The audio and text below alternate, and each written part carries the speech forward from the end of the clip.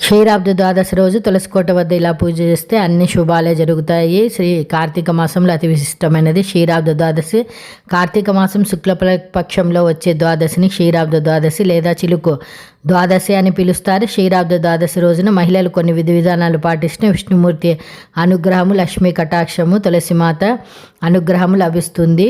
క్షీరాబ్ది ద్వాదశి node తెల్లవారుజామునే స్త్రీలు తలంటి స్నానం చేయాలి. తులసికోట దగ్గర వీలైతే గోమయం తలకాలి, లేకపోతే నీటితో శుద్ధి చేయాలి. తులసికోట దగ్గర బియ్య పిండితో శంఖ చక్ర పద్మం స్వస్తిక్ గుర్తున్నటువంటి ముగ్గు వేయాలి. ముగ్గు వేస్తే విష్ణుమూర్తి అనుగ్రహం లభిస్తుంది. తర్వాత తులసికోట దగ్గర మట్టి ప్రమిదలో ఆవు నెయ్యి పోయాలి. 9 ఒత్తులు వేసి దీపాన్ని వెలిగించాలి. గులాబీ పూలు, తెల్లటి పూలు తులసికోట దగ్గర ఉంచాలి. అలాగే ద్రాక్ష పండ్లు, దానిమ్మ గింజలు, అరటి పండ్లు నైవేద్యంగా పెట్టాలి. ఓం బృందావన నమః అనే మంత్రం చదువుతూ తులసికోట చుట్టూ ప్రదక్షిణలు చేయాలి. ఈ విధానాన్ని సాయంత్రం కూడా పాటించాలి. క్షీరాబ్ది ద్వాదశి రోజు ఆకలి తలమటించే పేదవారికి పెరుగన్నం దానం ఇవ్వాలి. ఇలా దానం చేస్తే ఆర్థిక ఇబ్బందులు తొలగిపోతాయి. అలాగే రోజు తులసికోట వద్ద చలిమిడి దీపాలు వెలిగించాలి. తులసికోట సాయంత్రం వేళ ముత్తైదువును పిలిచి పసుపు, కుంకుమ, పూలు, పండ్లు, రవిక వస్త్రం తాంబూలంలో ఉంచి వాయనం ఇవ్వాలి. క్షీరాబ్ది ద్వాదశి రోజున ఈ విధానాలు పాటించడం ద్వారా సకల శుభాలు కలుగుతాయని